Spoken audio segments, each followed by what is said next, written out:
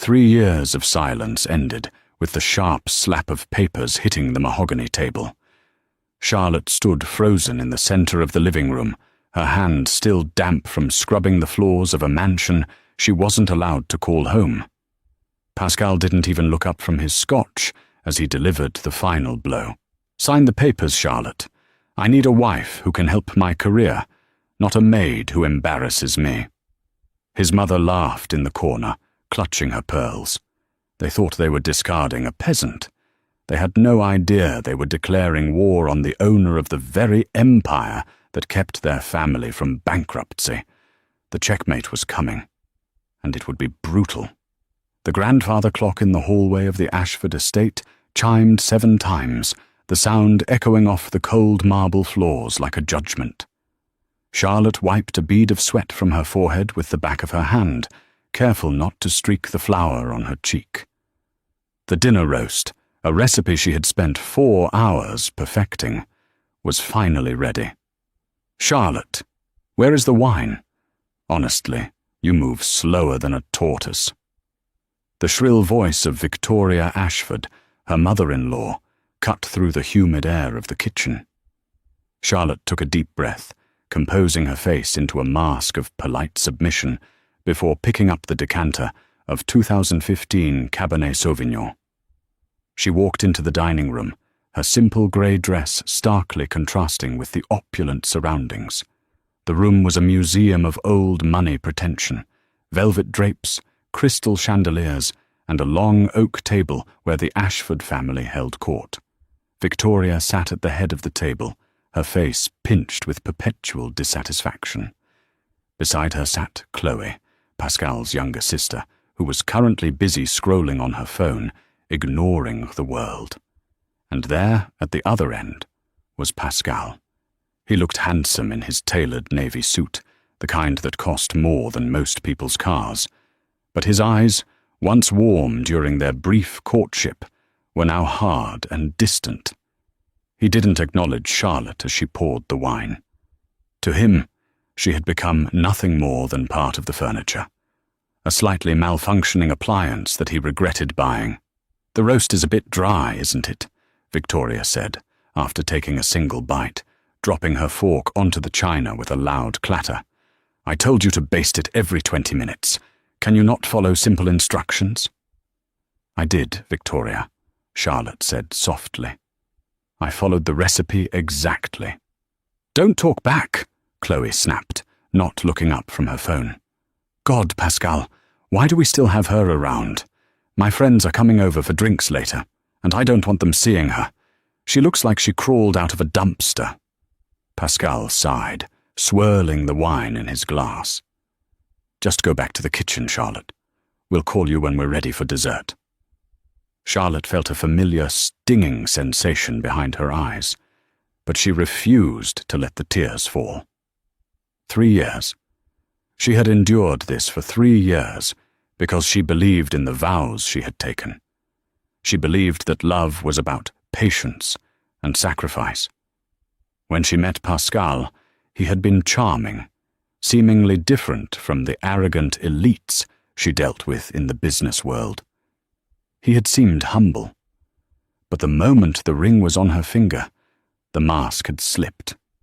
The Ashfords were land-rich and cash-poor, desperate to maintain appearances in high society while drowning in secret debts. They needed a scapegoat for their stress, and Charlotte, an orphan with no apparent family background or connections, was the perfect target. She retreated to the kitchen, the swinging door muffling the sound of their laughter.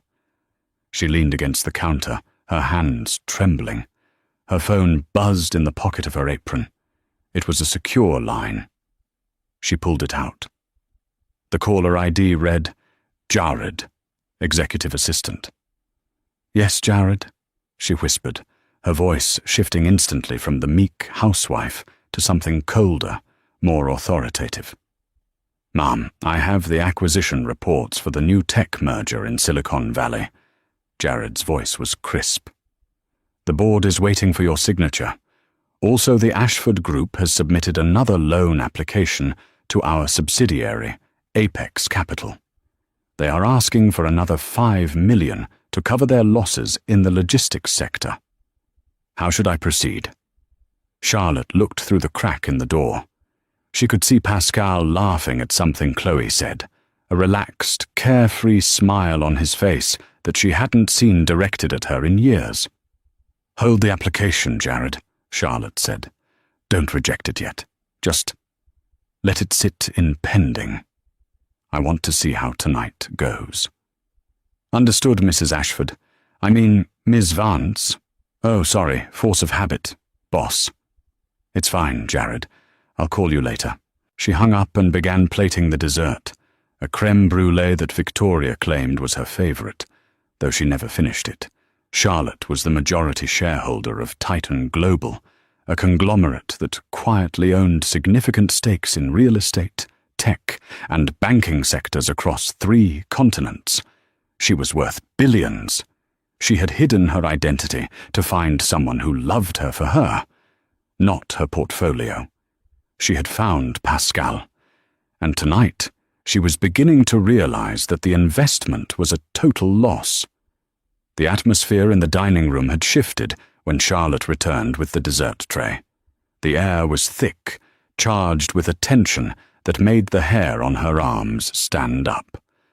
The laughter had died down. Pascal was no longer eating.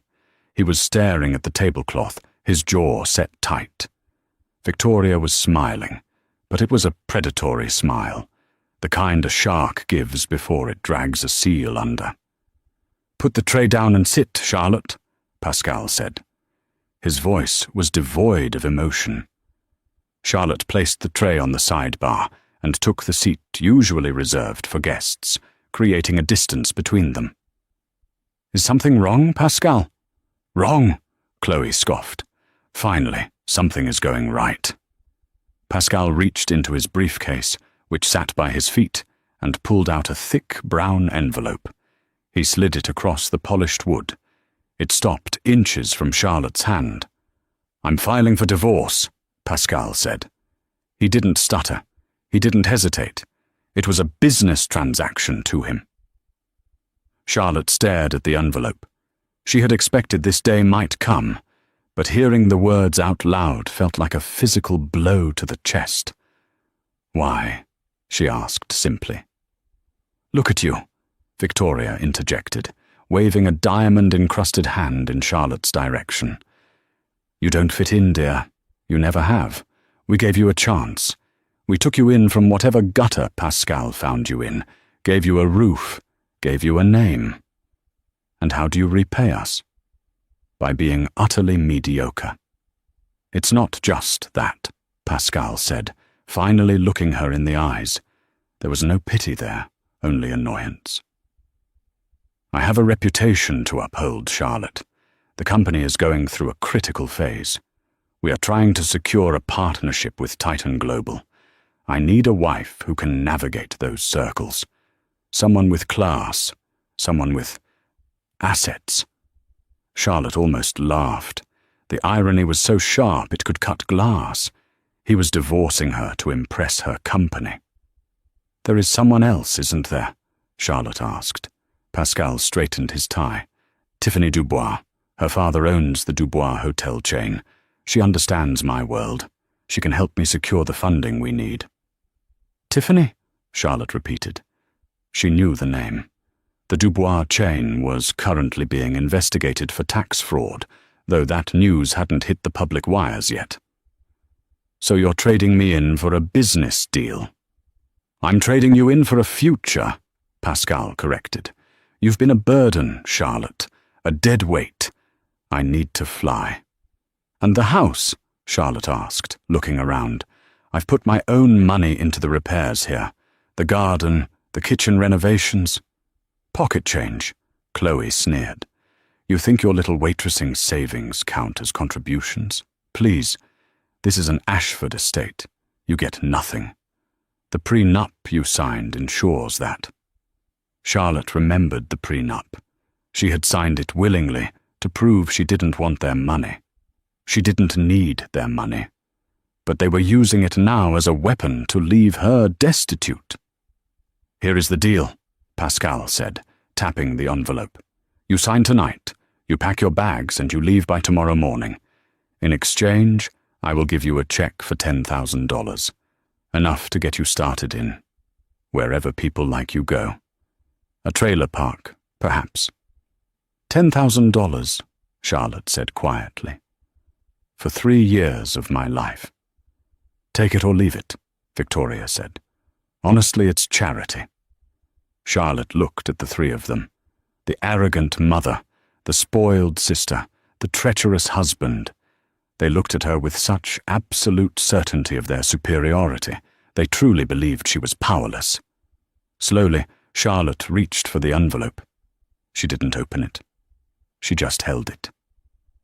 "I'll sign," she said. Pascal exhaled, a sound of relief. "Good. At least you're sensible." "But," Charlotte added, her voice hardening, "I won't be leaving tomorrow morning. I'll leave tonight." "Even better," Chloe muttered. Charlotte stood up. She didn't scream. She didn't throw the wine in Pascal's face, though the urge was strong. She simply turned and walked toward the stairs. "Oh, and Charlotte?" Pascal called out. She paused on the first step. "Leave the jewelry I bought you, the necklace. It's too valuable for you to keep." It was a generic gold chain worth maybe $500. Charlotte reached behind her neck, unclasped it, and dropped it onto the floor. The metal clinked against the marble. "Keep it," she said without looking back. "You're going to need every penny." She went upstairs to the guest room she had been sleeping in for the past 6 months. She didn't pack clothes. She didn't pack the toiletries. She reached under the mattress and pulled out a small black burner phone and a black titanium credit card, the Centurion card, but a tier higher, invite only, reserved for the 0.01%. She dialed a number. "Jared," she said, "I'm leaving the estate. Send the car, the rolls, not the ghost. Send the phantom." "Right away, ma'am." "Location?" "The front gates of the Ashford estate." "And Jared?" "Yes, boss." "Cancel the loan application for the Ashford Group and tell the legal department to prepare a hostile takeover of their logistics division. I want to own their debts by Monday morning." "With pleasure." Charlotte hung up. She walked to the mirror and wiped the flour off her cheek. She took her hair down from the messy bun, letting it cascade over her shoulders. The submissive housewife was dead. The CEO of Titan Global was clocking in. The heavy iron gates of the Ashford estate grew smaller in the rear-view mirror of the Phantom, disappearing into the mist of the late evening. Inside the cabin, the silence was absolute, save for the soft hum of the engine and the clink of crystal as Charlotte poured herself a glass of sparkling water. She didn't touch the champagne. She needed a clear head. "Where to, Ms. Charlotte?" Jared asked from the front seat, his eyes watching her carefully through the rear-view mirror.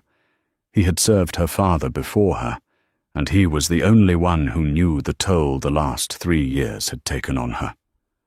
"The penthouse at the Meridian," Charlotte replied, leaning back into the hand-stitched leather seats. "And Jared, contact the legal team. I want the divorce proceedings expedited. Give Pascal exactly what he asked for. No alimony, no contest. Let him think he's won." "Understood. And regarding the hostile takeover of Ashford Logistics?" "Execute Phase 1, Charlotte said, her voice turning icy. "Buy their debt from the secondary lenders. Don't make a move on the board yet. I want to hold the leash before I choke them with it." She looked down at her cheap grey dress, the fabric worn thin at the elbows. "And stop by the boutique on 5th. I need to burn these clothes." 3 days later, the mood in the Ashford mansion was jubilant. The divorce papers had been signed and processed with record speed. Pascal Ashford sat in his father's old leather armchair, a cigar in one hand and a glass of brandy in the other. "I told you she wouldn't fight it," Victoria said, arranging flowers in a vase near the window. She knew her place. Trash always knows when it's been taken out. It was almost too easy, Pascal admitted, though a flicker of unease passed through him. Charlotte had disappeared so completely. No phone calls, no begging for money, no scenes. It was as if she had evaporated. "Who cares?" Chloe chirped from the sofa. "She's gone. And look what arrived this morning." She held up a heavy, cream-coloured envelope with gold embossing. It was the most coveted piece of stationery in the city, an invitation to the Titan Global Annual Gala. Pascal sat up straighter, his eyes widening. "Let me see that." He snatched the envelope. "The board of directors of Titan Global requests the pleasure of Mr. Pascal Ashford and family." "This is it," Pascal breathed, a grin spreading across his face. "This is the lifeline. Titan Global never invites mid-tier firms like ours unless they're interested in a partnership. They must have heard about the merger with the Dubois family." "It's Tiffany," Victoria declared proudly. "Her family's influence is already opening doors for you. If you were still married to that cleaning lady, we'd be blacklisted. This proves you made the right choice." Just then, the doorbell rang. The maid, a new hire, far less efficient than Charlotte had been, hurried to answer it. Tiffany Dubois swept into the room in a cloud of expensive perfume. She was a striking woman, blonde and sharp-featured, but her beauty was marred by a permanent expression of disdain. "Pascal, darling," she exclaimed, kissing him on both cheeks. "Daddy just told me the news. We're going to the Titan Gala. Do you know how hard it is to get tickets? Even senators beg for them." "We received a personal invitation," Pascal boasted, waving the card. "Perfect," Tiffany purred, linking her arm through his. "This is our night. I heard the CEO of Titan Global is finally going to make a public appearance. No one knows who it is. Some say it's a reclusive tech genius. Others say it's foreign royalty. Whoever it is, we need to charm them. If we get Titan's backing, the Ashford Group will be untouchable, and the Dubois hotel chain will be saved from its current complications," Pascal added delicately. Tiffany's smile faltered for a fraction of a second. "Exactly. We're a power couple now, Pascal. No more dead weight." Victoria clapped her hands. "We must go shopping. We need to look like royalty. If we are going to court billionaires, we must dress the part." As they celebrated, drinking expensive champagne they couldn't actually afford, none of them noticed the red light blinking on the security system panel in the hallway. The feed was being routed directly to a server in the Meridian penthouse. Charlotte sat in her home office, watching the three of them on a high-definition monitor. She wore a silk robe, her hair freshly blown out, her skin glowing from days of spa treatments she had denied herself for years. "Enjoy the champagne, Pascal," she whispered to the screen. "It's the last thing you'll ever celebrate." The Grand Oakhaven Hotel was a fortress of luxury. Its ballroom was legendary, a cavernous space of gold leaf, velvet, and enough crystal chandeliers to light up a small city. Tonight, it was the epicenter of the business world. Limousines lined the block, depositing billionaires, celebrities, and politicians onto the red carpet. The Ashford family arrived in a rented limousine, trying to mask their awe with practiced indifference. Pascal wore a tuxedo that was slightly too tight around the shoulders. Victoria was draped in furs despite the warm evening, and Chloe wore a neon pink dress that screamed new money in a room of understated elegance. Tiffany was on Pascal's arm, wearing a silver gown that plunged aggressively low. "Shoulders back, everyone," Victoria hissed as they entered the ballroom. "Act like you own the place." The room was buzzing with low conversation. Waiters in white gloves moved silently through the crowd with trays of hors d'oeuvres that cost more than a mortgage payment. In the center of the room, a live orchestra played classical music. "There's Gregory Titan," Pascal whispered, pointing to a grey-haired man near the bar. "He's the CFO. I need to talk to him." "Wait," Tiffany said, scanning the room. "Don't look desperate. Let's get a drink first." They made their way to the bar, but as they turned near the VIP section, Pascal froze. Standing near the balcony doors, laughing softly at something a tall, distinguished man had said, was a woman. Her back was to them, but the curve of her neck, the way she held her head, it felt hauntingly familiar. She was wearing a dress that seemed to be made of liquid midnight, a deep, shimmering blue that hugged her figure before cascading to the floor. Diamonds glittered at her throat and ears, stones of such size and clarity that they caught the light from across the room. "Who is that?" Chloe asked, staring.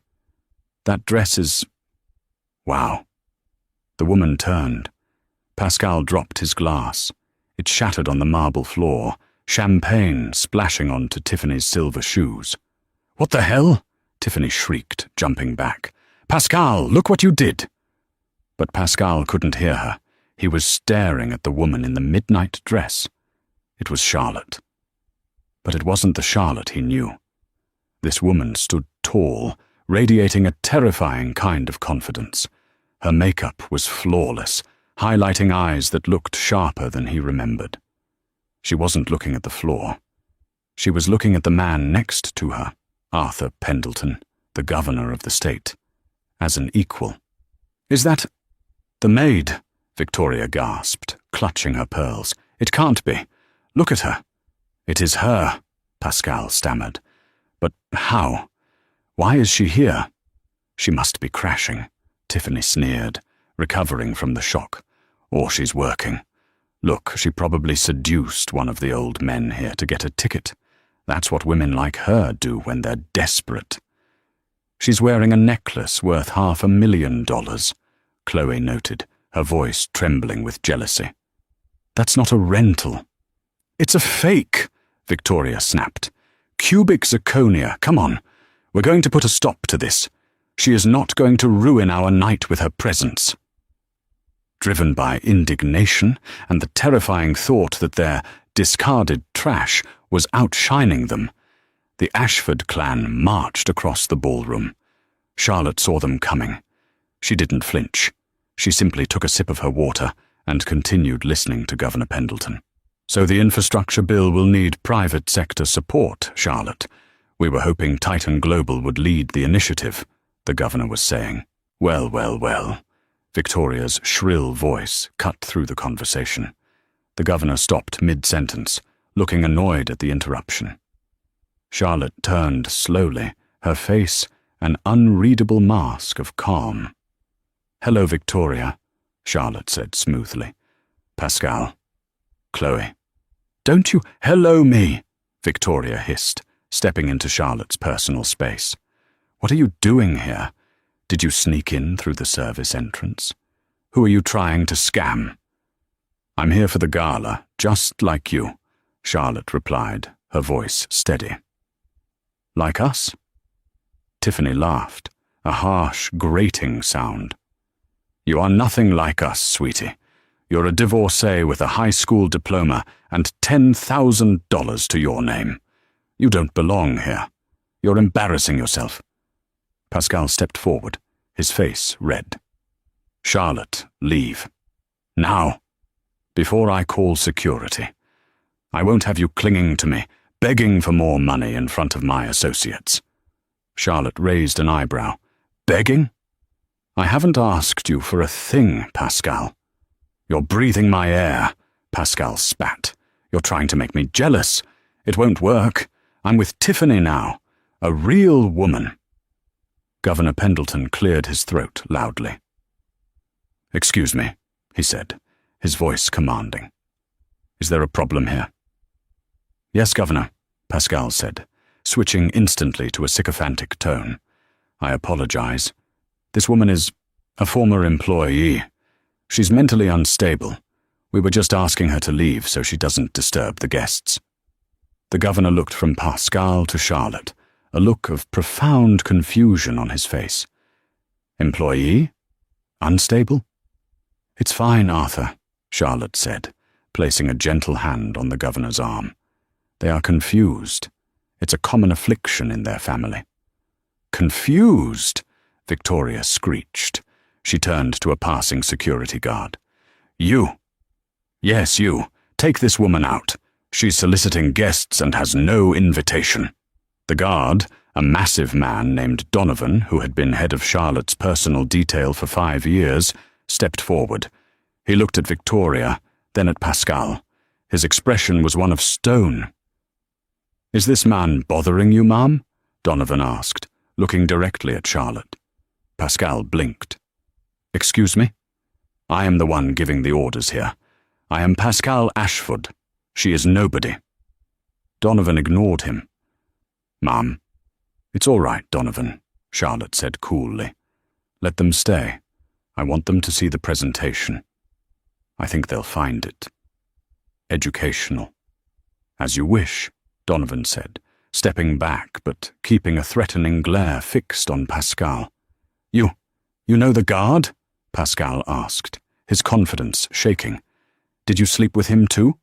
Charlotte laughed. It was a dark, genuine laugh. Oh, Pascal, you really have no imagination. Suddenly, the lights in the ballroom dimmed. A spotlight hit the main stage. The chatter died down instantly. A voice boomed over the speakers. Ladies and gentlemen, please welcome the board of directors of Titan Global. A group of 6 men and women walked onto the stage.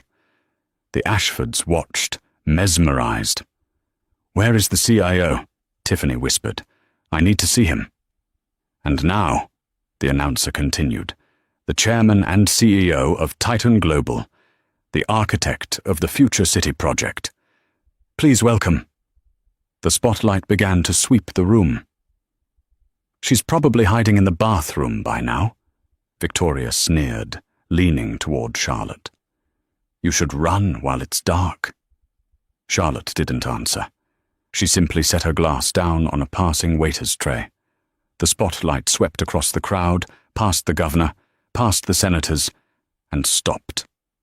It stopped directly on Charlotte. The room erupted in applause. Pascal froze. His brain couldn't process the image. The light was blinding him, but he could clearly see Charlotte standing in the center of the halo. What? Pascal whispered. Why is the light on you? Move out of the way. I can't do that, Pascal, Charlotte said. Her voice was soft, but in the silence of their immediate circle, it sounded like a gunshot. Why not? Tiffany demanded. Charlotte smiled. Because they're waiting for me. She took one step forward, leaving the stunned Ashford family in the shadows, and began to walk toward the stage. The applause grew louder, a thunderous roar of recognition and respect.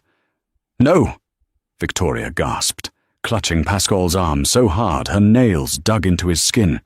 No, it's a mistake. It's a prank. But as Charlotte ascended the stairs to the stage, the giant screen behind the podium lit up with a massive portrait. It was Charlotte's face, and underneath, in bold 10-foot letters, Charlotte Sinclair, CEO, Titan Global. Charlotte reached the podium. She looked out at the sea of faces, found the pale, terrified faces of the Ashford family in the crowd, and leaned into the microphone.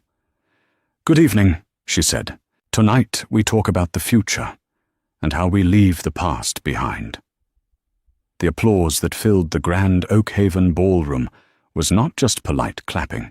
It was a thunderous wave of adoration directed at the woman standing on the podium.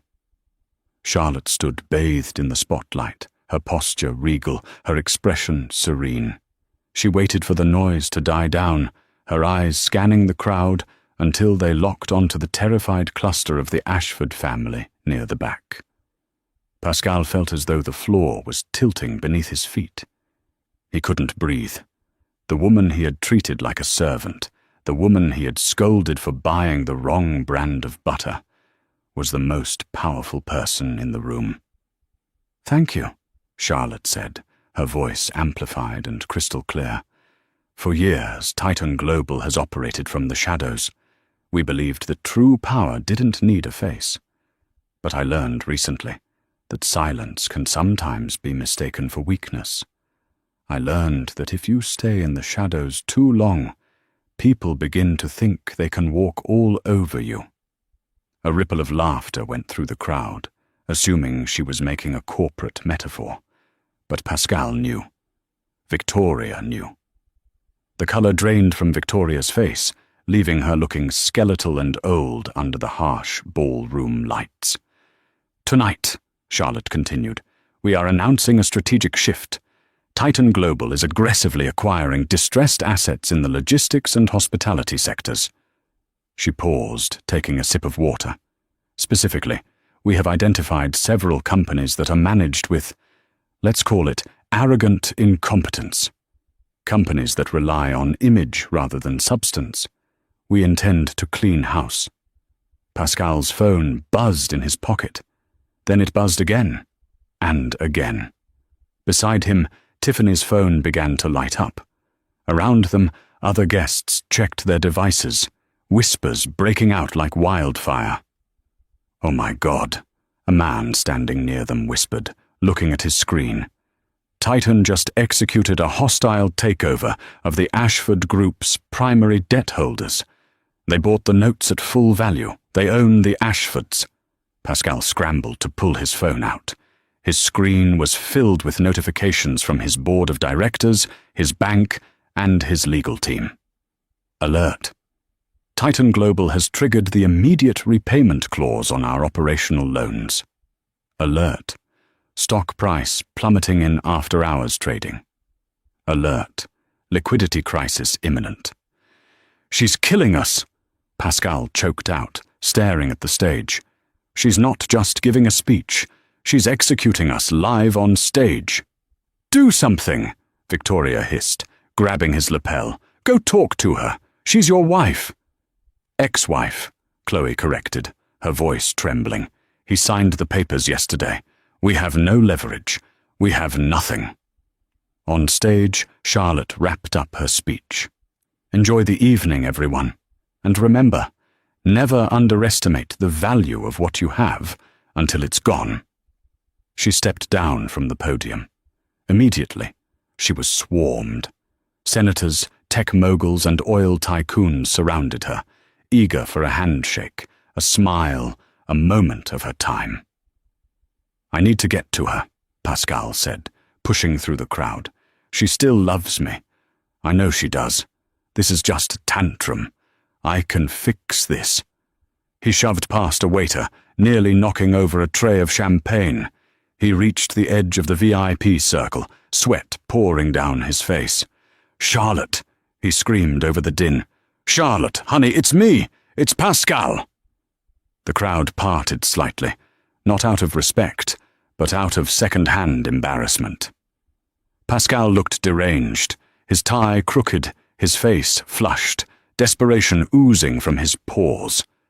Charlotte turned.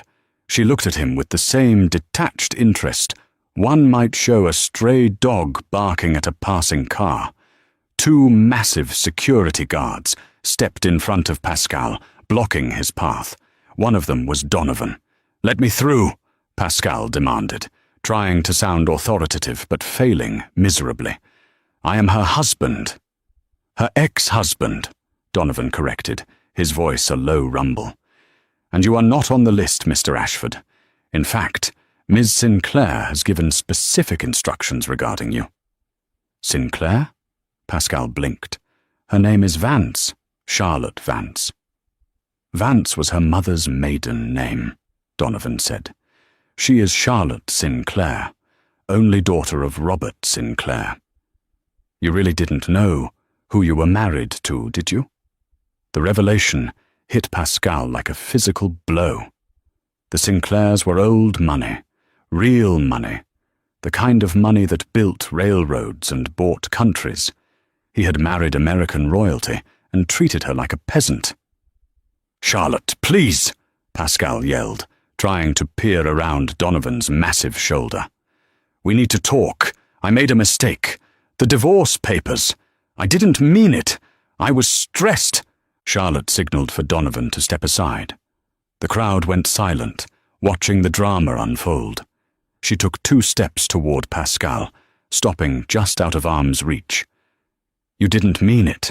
Charlotte asked, her voice calm but carrying to the onlookers. "You didn't mean it when you told me I was an embarrassment. You didn't mean it when you handed me $10,000 and told me to go live in a trailer park?" Gasps rippled through the elite crowd. People whispered, eyes widening. The social humiliation was total. I was joking," Pascal stammered, his face burning. "It was a test, to see if you were tough enough for this world." "I am tough enough, Pascal," she smiled, ice in her eyes. "But you aren't. I suggest you go home. You have a busy morning ahead of you. My auditors will be at your office at 8 a.m. sharp to begin the liquidation of your assets." "Liquidation?" Pascal fell to his knees. "No, Charlotte, please. That company is my legacy. My father's legacy." "Your father was a good man," Charlotte said coldly. "He wouldn't have raised a son who treats people like disposable objects. You lost his legacy the moment you let your mother and sister treat me like a slave in my own home." She turned to walk away. "Wait." Tiffany Dubois suddenly shoved her way to the front. She looked at Pascal on his knees, then at Charlotte. Her survival instincts kicked in. "Miss Sinclair!" Tiffany cried out, flashing a dazzling, fake smile. "I just want you to know I had no idea. Pascal told me he was single. He lied to me, too. I am a victim here." Pascal looked up at Tiffany, betrayed. "Tiffany, what are you doing?" "Shut up, loser," Tiffany hissed at him. She turned back to Charlotte.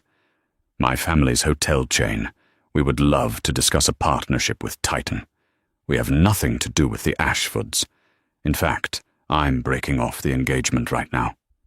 Charlotte looked at Tiffany, amused. "Tiffany, didn't you hear? Titan Global isn't partnering with the Dubois chain." Tiffany's smile faltered. "What?" "We're auditing you too," Charlotte said casually. "Your father has been cooking the books to hide his gambling debts. The SEC has already been notified. I believe the raid is scheduled for— Oh, right now." As if on cue, Tiffany's phone rang. She looked at the screen, saw her father's name, and turned pale. "Security," Charlotte said softly. "Remove this trash from my gala. They're cluttering up the room." Donovan and 3 other guards moved in. They grabbed Pascal by the arms and hoisted him up. They took Tiffany by the elbow. Victoria and Chloe, trying to sneak away near the exit, were intercepted. As the Ashford family was dragged out of the ballroom, kicking and screaming, the orchestra began to play a waltz. Charlotte turned back to her guests, raised her glass, and smiled. "Shall we dance?" she asked the governor. The morning sun hit the glass facade of the Ashford Group headquarters, but inside, the atmosphere was dark. It was 8:05 a.m., and the lobby was already swarming with men and women in dark suits carrying briefcases. They wore badges that read, "Titan Global, Audit and Compliance." Pascal sat in his office on the top floor, staring out the window. He hadn't slept. He was still wearing his tuxedo from the night before, the collar unbuttoned, the tie missing. Victoria sat on the leather sofa, weeping into a handkerchief. Chloe was pacing the room, frantically trying to call her friends, only to find that she had been blocked by everyone. The social excommunication had been instantaneous. "Stop crying, Mother," Pascal snapped, his voice hoarse. "It's annoying." "How dare you?" Victoria wailed. "This is your fault. You couldn't control your wife. If you had just kept her happy, we would be billionaires right now. We would be flying on private jets. Instead, they are towing my Mercedes." "You told me to divorce her," Pascal shouted, slamming his hand on the desk. "You told me she was trash. You treated her like a dog. The roast is dry, Charlotte." "Where is the wine, Charlotte?" You pushed her away. I was trying to maintain standards, Victoria shrieked. The office door burst open. Jared, Charlotte's executive assistant, walked in. He didn't knock. He was followed by 3 lawyers and a forensic accountant. "Good morning," Jared said cheerfully. "Mr. Ashford, Mrs. Ashford, please, remain seated." "Get out of my office," Pascal growled. "I still own this building." "Actually, you don't," Jared corrected, placing a document on the desk. "As of 7:30 this morning, the bank exercised its right to sell the mortgage on this property due to the default on your operational loans. Titan Global purchased the deed. You are currently trespassing." Pascal picked up the document. His hands shook so hard the paper rattled. It was true. He was evicted. "We are also freezing all personal accounts associated with the company directors," Jared continued. "That includes you, Victoria, and you, Chloe. The company credit cards have been cancelled." "You can't do that," Chloe screamed. "I have a hair appointment at 10. I need to pay for it." Jared looked at her with genuine pity. "Ms. Ashford, I don't think you understand. You don't have money for a haircut. You don't have money for a cab. Unless you have cash in your purse, you are effectively destitute." "This is illegal," Pascal muttered. "I'll sue." "With what money?" Jared asked. "And besides, we found the hidden accounts in the Caymans, Pascal. The ones you used to siphon company funds to pay for your gambling. That's embezzlement. We're handing the files over to the district attorney this afternoon. Unless..." Pascal looked up, a glimmer of hope in his eyes. "Unless what?" "I'll do anything. Unless you sign over your remaining voting shares to Ms. Sinclair, voluntarily, full surrender.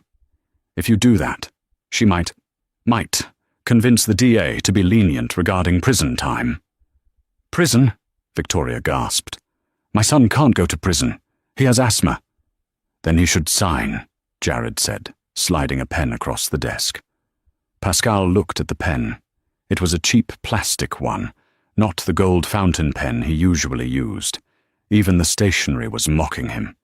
He thought about Charlotte. He remembered the nights she had massaged his shoulders when he was stressed, the way she had listened to him complain about business, offering quiet advice that he had ignored. She had been the perfect partner, and he had been too blind to see it. Does she hate me?" Pascal asked quietly. Jared's expression hardened. "Mr. Ashford, hate implies she has emotional energy invested in you. She doesn't hate you. You are a line item on a spreadsheet that she is correcting. Nothing more."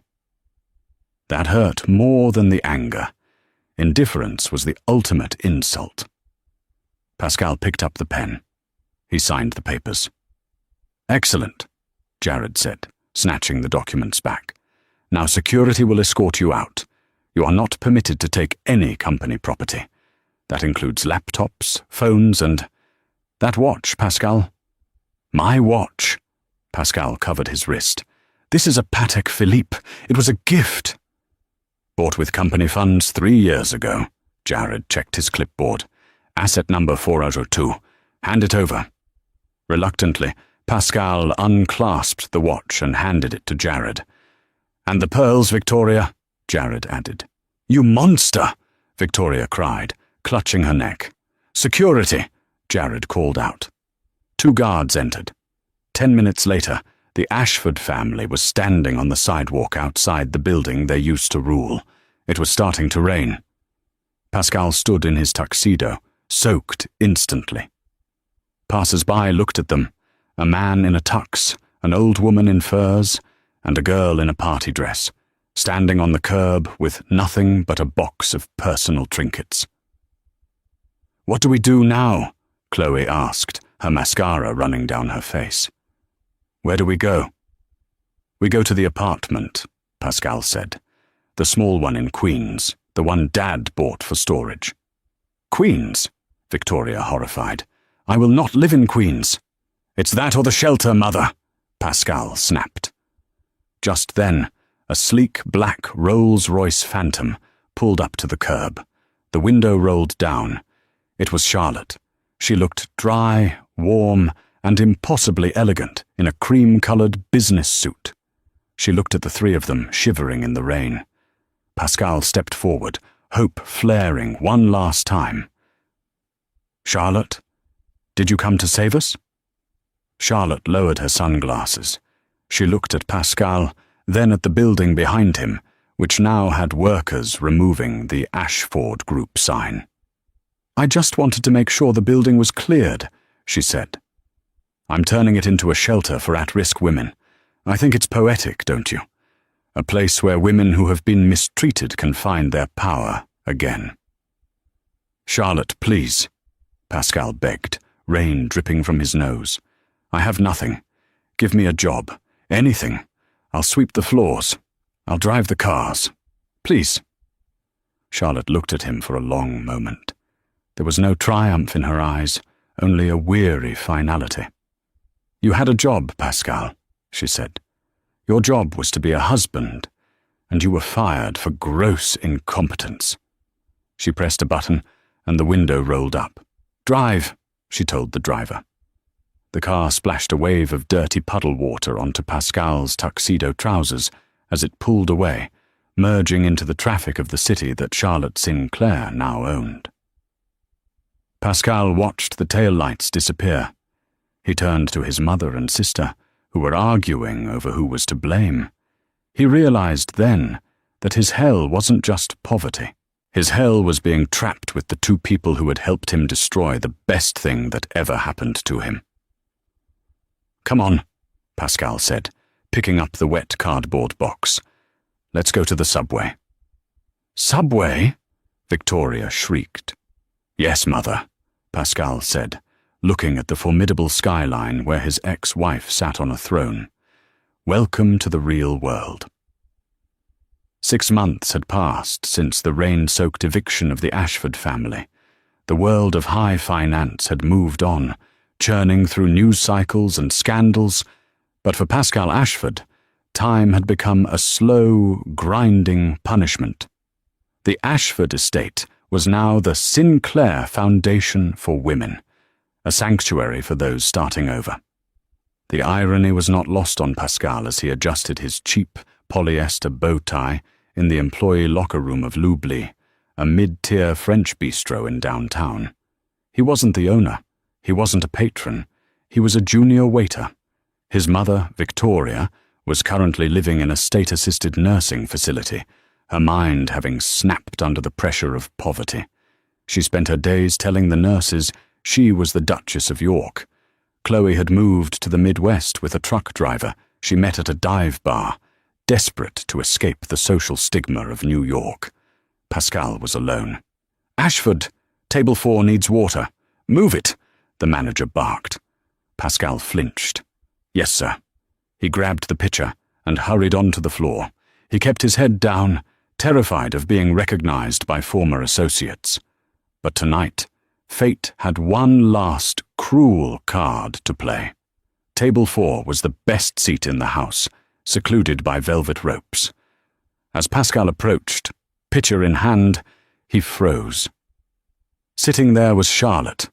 She looked radiant, laughing softly at a joke made by a handsome man sitting across from her. The man was Jared, her former assistant. But Jared wasn't wearing a suit of servitude today. He was wearing a bespoke tuxedo, looking every bit the partner he had become.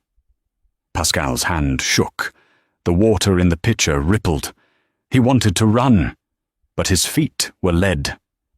He poured the water into Charlotte's glass, praying she wouldn't look up. "Thank you," she said, her voice melodic. She paused. The hand holding the glass stopped mid-air. She turned her head slowly and looked up at the waiter. Their eyes met. For a moment, the bistro noise faded. Pascal saw the woman he had married, the woman he had discarded. There was no hate in her eyes. There was something far worse. Pity. "Hello, Pascal," she said softly. The man across from her, Jared, stopped eating. He looked at Pascal, then at Charlotte. "Is this him?" "Yes," Charlotte said. Pascal felt the blood drain from his face. I'm just doing my job, Miss Sinclair. I didn't know you were dining here." "We bought the building yesterday," Jared said casually. "We're celebrating." Pascal swallowed hard. Of course they did. "Pascal," Charlotte said, reaching into her purse. She pulled out a folded piece of paper. It looked old, worn at the edges. "I've been carrying this around, hoping to run into you. I didn't want to mail it to... Well, I didn't know where you were living." She slid the paper across the table. "What is this?" Pascal asked, afraid to touch it. "Read it," Charlotte urged. "It's the final piece of the puzzle. The one thing you never knew about your father." Pascal wiped his damp hands on his apron and picked up the letter.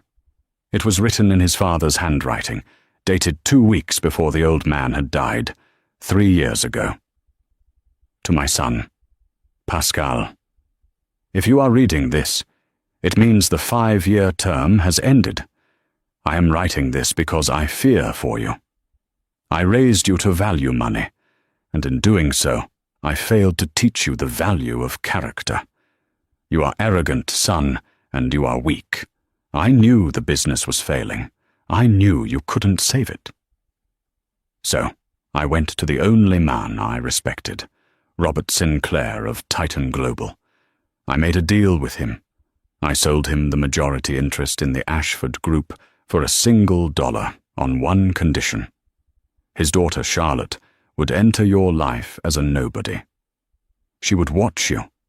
If you married her, a woman with nothing, and treated her with kindness, respect, and love for 5 full years, if you proved that you could love someone for who they are and not what they have, then the trust would activate.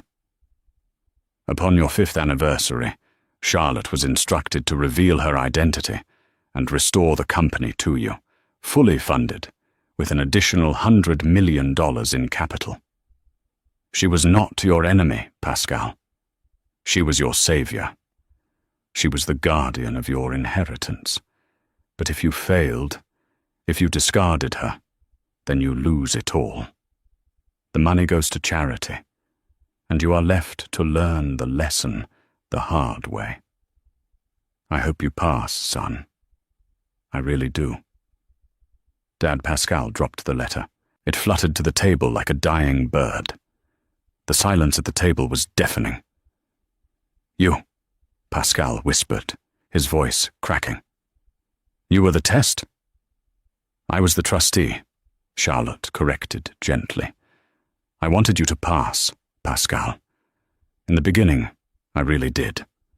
I fell in love with the potential I saw in you. But you let your mother and sister poison your heart. You chose status over love. 5 years," Pascal choked out. Tears streamed down his face, unashamed. "I just had to be decent. For 2 more years? You just had to be human," Jared said coldly. "The divorce," Pascal realized with a sickening jolt. "When I handed you those papers, I wasn't just ending a marriage. I was signing away my inheritance, my father's legacy." "You signed it away for $10,000, Charlotte said, "and the approval of a society that never cared about you." She stood up. Jared stood with her. "Keep the tip, Pascal," Charlotte said, placing a single, crisp $100 bill on the table. "I think you need it more than we do." She didn't look back. She walked out of the restaurant, Jared at her side, leaving Pascal standing alone at table 4. He looked at the letter. He looked at the $100 bill. "Ashford!" the manager yelled from across the room. "Stop daydreaming. Table 7 needs bread."